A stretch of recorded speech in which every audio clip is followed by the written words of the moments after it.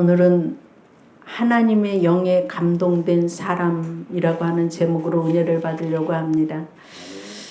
어느 어머니가 아들 셋을 두었는데 모두가 장성하여서 모두 잘 살고 어머니에게 효도를 많이 했습니다.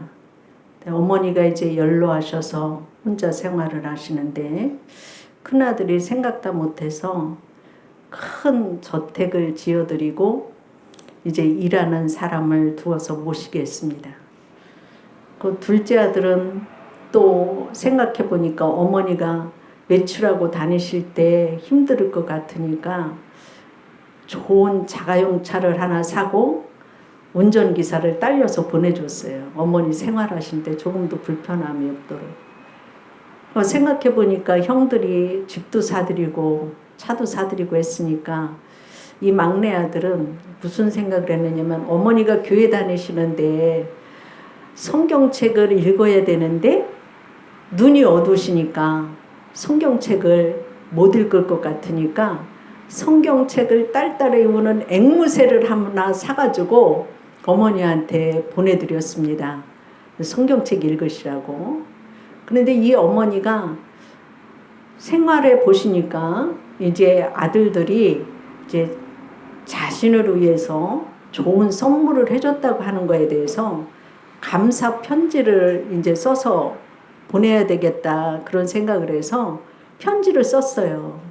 아들들한테 편지를 써서 보냈는데 큰아들에게는 이제 편지를 써서 보냈는데 아들아 정말 좋은 집을 사주고 일할 사람을 보내주어서 내가 편안하게 잘 살고 있는데 생활에다가 보니까 집이 너무 커갖고 관리하기가 너무 힘들구나 이렇게 편지를 또 썼고 둘째 아들한테는 얘야 좋은 차를 사줘서 내가 어디 다닐 때 타고 다니는 거는 좋은데 자동차도 연료비가 많이 들어가고 또 그 운전기사는 나한테 간섭하는 일이 너무 많아가지고서 귀찮을 때가 있다. 그 셋째 아들한테는 편지를 쓰기를 아들아 네가 제일 효자구나. 왜냐면 네가 보내준 그 닭은 내가 잡아먹으니까 너무 맛있어 싼다. 이렇게 편지를 쓰더라는 거예요. 이 어머니는 아들들이 준 선물을 제대로 잘 누리지를 못하고 그냥 한 끼 식사로 잘 잡아먹은 걸로 끝냈던 것을 볼 수 있거든요. 우리 인생이라고 하는 이 자체는 하나님이 가장 큰 선물을 우리에게 주셨는데 우리는 이 앵무새 잡아먹은 엄마같이 하나님이 나에게 준 그 선물의 뜻이나 나에게 준 축복을 감사함으로 그걸 누리면서 즐기면서 살지 못하고 원망하고 불평하고 잡아먹는 걸로 끝나는 이러한 삶이 될 수도 있다고 하는 사실이에요. 오늘 말씀을 보면 요셉에 대한 말씀이거든요. 이 요셉이는 어떠한 삶을 살았습니까? 여러분들이 다 잘 알다시피 형들의 미움을 받아서 17살에 애굽으로 팔려가지요. 애굽으로 팔려가서 종살이를 해요. 그 종살이를 할 때에 그 보디발의 장군 집에 가서 일을 잘하다 보니까 총무로 일을 하는데 하나님이 그와 함께 하심으로 그 집이 축복을 받지요. 그래서 10년간 그 보디발의 집에서 봉사를 하고 사는데 그 보디발의 처가 이제 요셉을 볼 때 너무 준수하고 잘생겼으니까 이 요셉이 한테 동침을 요구해요. 그럴 때에 요셉이는 내가 하나님을 믿는 자로서 당신하고 동침할 수가 없습니다. 거절함으로 인하여서 억울한 누명을 쓰고 옥중에 가서 갇히게 됩니다. 그 옥에 가서 3년간을 옥중에 생활을 하는데 거기에서 누구를 만났느냐면 제수들과 같이 생활을 하는데 그 제수들 중에서 하루는 제수 하나가 술 맡은 관원장이 꿈을 꿨는데 포도나무에 3가지의 포도가 잔뜩 열렸는데 그 3가지의 포도를 따서 포도주를 만들어서 바로왕한테 갖다가 바치는 꿈을 꿨어요. 그 꿈 해몽이 뭔지를 몰랐을 때 요셉이가 꿈 해몽을 해줘요. 당신은 앞으로 3일 후에 바로왕이 당신을 불러서 술 맡은 관원직을 다시 복직시킬 것이다. 그런데 정말 3일 후에 꿈 해몽대로 이 사람은 술 맡은 관원장은 복직이 되었고, 그 같은 죄수 중에서 떡 맡은 관원장은 또 꿈 얘기를 하는데 새 광주리에다가 떡을 이고서 자기 바로 앞에 가는데 새들이 와서 다 찍어 먹는 꿈을 꿨다고 얘기할 때 당신은 3일 후에 복직이 안 되고 나무에 달려서 죽을 것이고 당신의 시체는 새들이 와서 찍어 먹을 것이라고 이렇게 얘기를 합니다. 그럴 때에 그 꿈 해몽대로 그 떡 맡은 관원장은 정말 복직이 되지 않고 죽는 이런 것을 봤어요. 그런데 요셉이가 자기가 옥중에 와서 억울한 누명을 쓰고 있었기 때문에 술 맡은 관원장에게 꿈 해몽을 해주면서 당신이 복직되어져서 바로 앞에 가면 내 얘기를 분명하게 내가 억울한 곳에 이곳에 잡혀왔으니까 분명히 해서 나를 좀 꺼내주십시오. 이렇게 부탁을 했지만 이 술 맡은 관원장은 바로 앞에 가서 섰지만 이 요셉이가 꿈에 몽을 해줬던 자기를 꺼내달라고 하는 그 부탁을 까마득히 잊어버렸어요.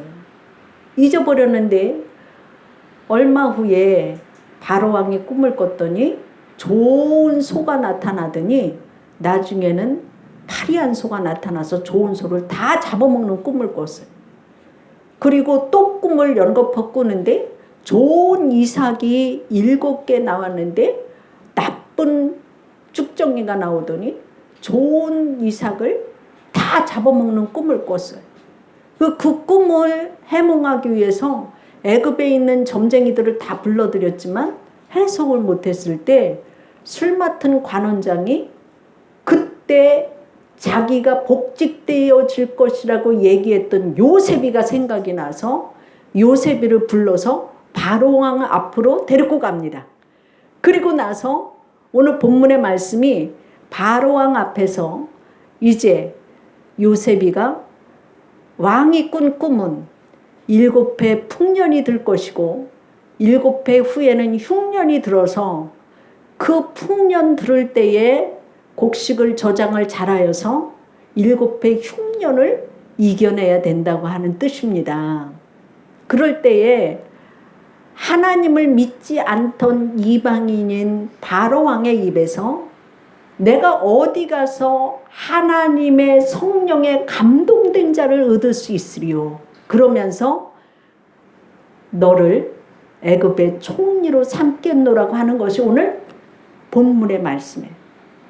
우리는 이 말씀 속에서 보면 요셉은 밑바닥에 있을 때 하나님만 의뢰했던 것을 볼 수가 있어요. 요셉은 분명히 하나님을 잘 섬기고 의로운 길을 가고 죄를 짓지 않기 위해서 애를 썼지만 결론은 괜히 형들의 미움을 받아가지고서 애굽의 종으로 팔려가기도 했고 종으로 팔려가서 열심히 충성을 다했지만 억울하게 그 동침하자고 하는 것 죄 안 지려고 뿌리친 그 결과로 감옥에 왔던 이러한 그 억울함 그 속에 있었지만 현실은 그렇게 비참했어요. 우리가 예수님 잘 믿고 하나님 앞에 정말 의롭게 살려고 애를 써도 때로는 현실에서는 세상 사람들은 막 죄짓고 잘 사는 그 사람들은 승승장구하는데 난 하나님 말씀대로 따라 살려고 가난한 중에서도 막 애를 쓰고 의롭게 살려고 애를 썼는데 내가 밑바닥에 떨어져 갖고 정말 비참한 생활을 하고 어려운 생활을 하게 될 때도 있다고 하는 얘기예요. 그러한 때였지만 그러한 그 속에서 그러한 상황이지만 요셉이는 하나님을 끝까지 경외했던 것을 볼 수가 있어요. 술 맡은 관원장한테 자기 억울함을 풀어달라고 막 부탁했을 때 술 맡은 관원장은 까마득히 잊어버렸어요. 만일 술 맡은 관원장에게 부탁해서 금방 요셉이를 꺼내냈다고 했다면 그 술 맡은 관원장의 그 은혜를 잊지 않아갖고 나중에 술 맡은 관원장 밑에 있게 될 수밖에 없는 상황이에요. 하나님은 요셉을 믿음으로 살게 할 때에 고난의 시간을 사람들을 통해서가 아니라 하나님이 직접 개입하셔서 그 문제를 풀어나가기를 원하셨던 것을 볼 수가 있어요. 그 이유는 고난을 종식시켜줄 사람은 술 맡은 관원장이 아닌 사람이 아니라고 하는 것을 말씀하시고 있는 거예요. 요셉은 지금까지 살아오면서 모든 일을 하나님의 섭리 안에서 풀어나가는 연습을 많이 했어요. 술 맡은 관원장을 통해서 하나님이 일하실까 보다 그런 생각을 했기 때문에 부탁을 해봤지만 하나님은 지금까지 고난의 시간들이 다른 사람들을 통해서가 아니라 하나님이 직접 개입하셔서 그 문제를 풀어나가기를 원하셨던 것을 볼 수가 있어요. 요셉의 위에는 어떤 사람도 없이 하나님만 계시도록 만들고 싶은 하나님의 마음이 있었던 것을 볼 수가 있어요. 그래서 나를 도와줄 수 있는, 나를 한 단계 뛰어넘게 할 수 있는, 나를 인정해 줄 수 있는 그 사람들이 나를 잊어갈 때에 그 사람을 원망할 수도 있고 나 자신을 원망할 때도 있을 수도 있습니다. 그런데 중요한 것은 우리는 그런 때일수록 하나님의 음성을 듣고 살아가야 된다고 하는 사실이에요. 내가 고립되어 있을 때 하나님을 바라보시기를 주의 이름으로 축원합니다. 우리는 하나님 아닌 다른 것으로 의지하고 세상을 살아갈 때가 많이 있어요. 내가 살아가는 데 있어서 본질적인 것이 하나님이어야 된다고 하는 사실이에요. 내가 돈이 있을 때, 위치가 있을 때, 모든 것이 갖춰져 있을 때는 주변에 사람들이 너무 많이 찾아오고 나를 가까이 하려고 하고 나를 굉장히 많이 사랑하는 것 같이 위하는 것 같이 하지만 돈이 떠나가고 위치가 떠나가고 모든 것이 떠나갔을 때는 아무도 찾아오지 않고 전화하는 것조차도 받지 않고 전화하는 것조차도 싫어하는 거예요. 이게 세상의 삶이에요. 여러분, 내가 지금 무엇이 있다고 해서 교만하지 마시기를 바랍니다. 그런 것이 떠나가면 세상의 인심은 다 떠나갑니다. 그러나 요셉이가 그러한 상황에 있을 때에 하나님만을 의지하고 하나님의 음성대로 하나님의 말씀대로 따라 살았기 때문에 하나님이 그를 바닥에서 건져 올리시는 것을 볼 수가 있습니다. 그때 그가 경험한 것이 주님만이 나의 생명이시고 주님만이 나의 소망이시고 주님만이 나의 모든 것이 되십니다. 이 믿음으로 되어져야 되는 줄로 믿습니다. 그래서 하나님만이 내 문제를 해결해 주시고 하나님의 방법, 하나님의 시간, 하나님의 사람을 통해서 그 일을 하나님이 하신다고 하는 사실입니다. 하나님만이 우리를 모든 고난에서 헤쳐나오게 하실 분이 하나님이시라고 하는 사실입니다. 요셉이 술 맡은 관원장이 계속 옥에서 거하게 할 때에 그 밑바닥에서도 하나님만을 바라보게 하셨던 것을 볼 수가 있습니다. 요셉이 정말 하나님을 바라보았을 때에 시편 말씀에 보면 주여 이제 내가 무엇을 바라리요? 나의 소망은 주께 있나이다. 시편 39편 7절에 말씀하신 것과 같이 여러분 삶이 밑바닥에 있다 할지라도 실망하지 마시고 나의 모든 문제를 해결해 주실 분은 주님 한 분이심을 아시고 믿음을 가지고 더욱 소망 중에 주님께 기도하는 자가 되기를 주의 이름으로 축원합니다. 두 번째로 요셉은 하나님의 영에 감동된 삶을 살았던 것을 볼 수가 있습니다. 하나님이 요셉에게 성령을 부어주셔서 지혜와 명철이 있다고 바로가 믿지 않는 사람이었지만 이 이방인의 입에서 하나님의 영에 감동된 자를 내가 어디 가서 얻을 수 있을까? 너무나 귀하기 때문에 이러한 말을 했습니다. 명철하다고 하는 말의 뜻은 뭐냐면 분리한다고 하는 뜻이에요. 세상과 분리된 사람이라고 하는 뜻이에요. 우리는 명철이라고 하는 것이. 그리고 분별하다, 생각하다, 깨닫다, 통달한다고 하는 뜻이에요. 선과 악을 분리하고 이득과 실을 분별하고 생각을 깊이 해서 진실을 깨닫고 지식의 통달함을 말하는 것을 바로 명철하다고 하는 거예요. 이거는 도덕적으로 엄정한 기준을 갖고 있을 뿐만이 아니라 사리 분별을 하는 판단력이나 전체적으로 보는 지적인 통찰력이 필요한 것을 명철이라고 그러는 거예요. 지혜로움의 뜻은 뭐냐면 익숙하다, 공교하다. 그러니까 명철이 지식과 관계된 그러한 요소라고 한다면 지혜는 실천하는 요소예요. 명철로 파악된 지식을 현실로 옮기는 것을 지혜로운 자라고 말하는 거예요. 우리는 하나님의 말씀에 주의 날을 드려라. 하나님이 그렇게 말씀하시는데 그걸 우리는 머리로는 잘 알아요. 지식적으로 잘 알아요. 그런데 지혜로운 자가 되려면 주의 날을 하나님 앞에 나와서 예배 드리는 자가 지혜로운 자예요. 실천하는 자가 지혜로운 자라고 말씀하시고 있는 거예요. 그래서 우리가 잠언서 9장 10절 말씀에 보면 여호와를 경외하는 것이 지혜의 근본이요 거룩하신 자를 아는 것이 명철이니라. 모든 지혜는 하나님으로부터 나온다고 하는 사실이에요. 하나님의 말씀대로 따라 살면 우둔한 자도 지혜롭게 되어진다고 말씀하시는 거예요. 왜냐? 행하는 자가 되어지기 때문에.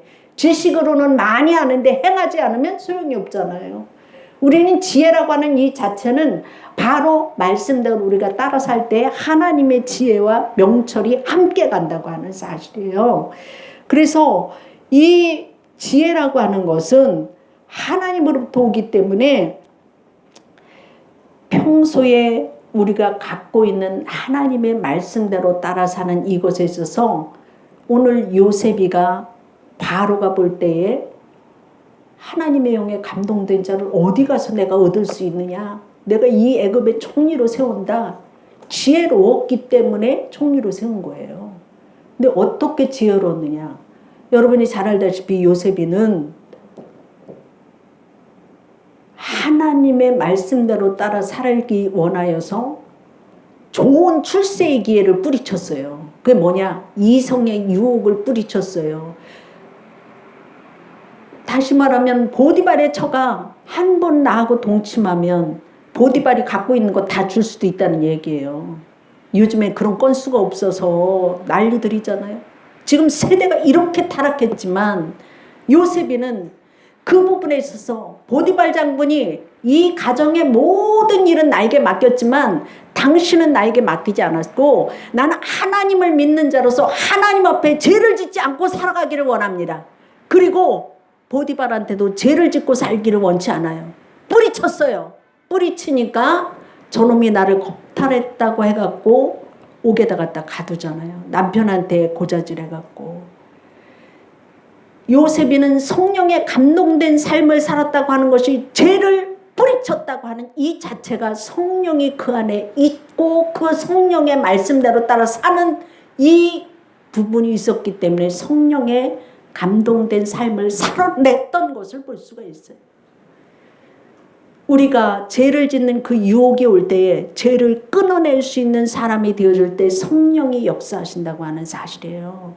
그 다음에 보면 요셉이는 자기가 억울한 일을 형제들로부터 당했고 위치가 형제들을 찾아가서 보복할 수 있는 길이 얼마든지 있었어요. 그렇지만 그 형제들을 보복하지 않았고 옥에 가서 있었지만 그 옥 중에서도 여전히 하나님의 말씀대로 전옥의 일을 도와주었고 술 맡은 관원장, 떡 맡은 관원장 그 죄수들의 모든 어려운 부분을 도와줬던 것을 볼 수가 있어요. 헌신했던 것을 볼 수가 있어요.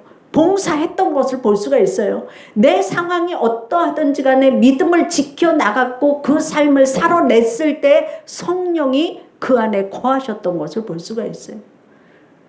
그리고 그 자신의 문제를 사람한테 부탁했지만 하나님께로 먼저 가져갔던 것을 볼 수가 있어요. 나의 문제를 하나님 앞으로 나와서 기도하시기를 바랍니다. 그럴 때에 하나님의 영이 임한다고 하는 사실이에요. 성령은 내가 간구할 때에 성령이 나에게 오시는 것이지 내가 자꾸만 밀어내고 믿음 생활하지 않으려고 하면 성령님도 같이 있으려고 하지 않아요. 여러분 연애해봤지요? 연애하면 제일 마음속에 하루 종일 누가 생각나요? 예? 그 사람이 생각나잖아요. 떨어져 있어도 그 사람 생각나잖아요. 그 사람 뭐하고 있을까 이런 생각하잖아요. 하나님 사랑하면 하나님을 사랑해서 하나님 제가 어떻게 해야 될까요? 하나님을 기쁘게 하는 일을 생각하게 되어지잖아요. 하나님이 말씀대로 따라 사는 그 생각이 들어오게 되고 이걸 행동을 하게 되잖아요. 요셉이는 성령이 거하시도록 기도했던 것을 볼 수가 있어요. 모든 어려움을 다 똑같이 겪지만 어려움을 돌파해서 이겨내는 사람은 기도하는 사람이에요. 말씀대로 순종하며 살아가는 사람이에요. 요셉이가 성령에 감동된 그 삶을 살았던 이 부분은 어려운 시간이지만 자포자기하지 않았고 좌절하지 아니했고 그 문제를 자신이 해결하려고 하지 않고 하나님의 손에 올려드렸을 때 하나님께서 그를 불쌍히 여기시고 그 옥에서 꺼내내실 때 하나님의 기적의 역사가 일어나잖아요. 여러분 기도할 때 위로해 주시는 하나님이 계심을 믿으시기를 바랍니다. 내가 너를 안다. 내가 힘들 때 내가 나한테 오지 않았냐? 내가 세상에서 실망할 때에도 너는 실망하지 않고 내게로 오지 않았느냐? 내가 너와 함께한다. 하나님과 친밀한 관계가 성령 충만이에요. 하나님은 다시 일어나는 법을 가르치시기 위해서 우리를 넘어뜨린다고 하는 사실도 잊지 마시기를 바랍니다. 일어날 때 잘 일어나야 돼요. 하나님 붙잡고 일어나시면 다시 달려갈 수 있을 줄로 믿습니다. 그리고 요셉이가 성령에 감동된 이유가 뭡니까 또? 형들이 양식을 구하러 왔을 때 형들이 자기를 해야 막 위치가 총리가 됐으니까 자신들을 해하면 안 될 것 같으니까 두려워 떨었잖아요. 그런 그 형들에게 형님들이여 근심하지 마옵소서. 나를 이곳에 보내신 것은 하나님이 우리 가족을 살리기 위해서였어요. 그러니까 그 부분에 대해서 형들이 자기를 팔아먹고 뭐 이런 그 원한의 마음이 용서의 마음과 국률의 마음과 화해의 마음과 그들을 살리는 마음으로 성령의 마음을 가졌던 것을 볼 수가 있어요. 우리는 하나님의 영에 감동된 삶을 살아내시기를 주의 이름으로 축원합니다. 그것은 바로 우리의 삶 가운데, 기도 가운데, 말씀 가운데 지혜와 명철이 우리 안에 있을 때 하나님이 그렇게 역사하여 주실 줄로 믿습니다. 어려운 일이 있을 때 실망하지 마시고 일어서시기를 주의 이름으로 축원합니다. 마지막으로 하나님이 우리를 부르셔서 세우신 목표가 있습니다. 하나님의 축복과 형통을 누리는 자는 하나님의 목적과 뜻을 이루는 거예요. 구원이라고 하는 것은 오늘 밤 내가 예수님이 부르면 가는 그 천국에 대한 그 천국 갈 수 있는 확신만 갖고 끝나는 구원이 아니라고 하는 사실이에요. 그 구원이 확실히 있고 그 구원뿐만이 아니라 그것이 더욱 성장되어져서 하나님께 영광을 돌리고 이웃을 유익하게 알 수 있는 예수님을 닮는 생활이 구원이라고 하는 사실이에요. 모든 전인격적인 것이 구원이에요. 그래서 요셉이 1차적으로는 그가 총리가 됨으로 인하여서 애굽의 모든 그 민족을 다 살렸을 뿐만이 아니라 그 땅의 모든 것들을 관할하는 그것을 가지고 권력을 갖고 사는 것이 아니라 사람을 살리는 일을 해냈던 것을 볼 수가 있어요. 그렇게 그 애굽을 보존하기 위함도 필요하지만 더 근본적으로는 하나님의 백성들을 극심한 그 재난 속에서 보호하셔서 세상을 구원할 제사장 나라로 세우시기 위함으로 쓰임받았던 것을 볼 수가 있습니다. 우리를 세우신 목적이 있어요. 성도는 환경이 좋을 때나 나쁠 때나 변함없이 하나님을 경외하는 열심으로 주를 섬겨서 하나님 앞에 영광이 되어지고 이웃들에게 유익을 끼치는 삶을 살아야 되고 영혼을 구원하는 일을 하게 하기 위해서 우리를 세우셨다고 하는 사실이에요. 이 본분을 바로 말씀을 순종함으로 명철과 지혜가 있을 때 하나님께서 우리를 그렇게 사용하여 주실 줄로 믿습니다. 여러분의 삶을 혼자로 끝내지 마시고 모든 자들을 살리는 데 귀하게 쓰임받는 삶이 되기를 주의 이름으로 축원합니다. 기도하겠습니다. 하나님 감사합니다. 오늘도 하나님의 귀한 말씀으로 저희들에게 생명의 양식을 주셨으니 감사합니다. 나를 불러서 세우신 것은 하나님의 뜻을 행하기 위함이고 영혼을 살리고 이웃을 유익하게 하기 위해서 불러서 세워주셨으니 감사를 드립니다.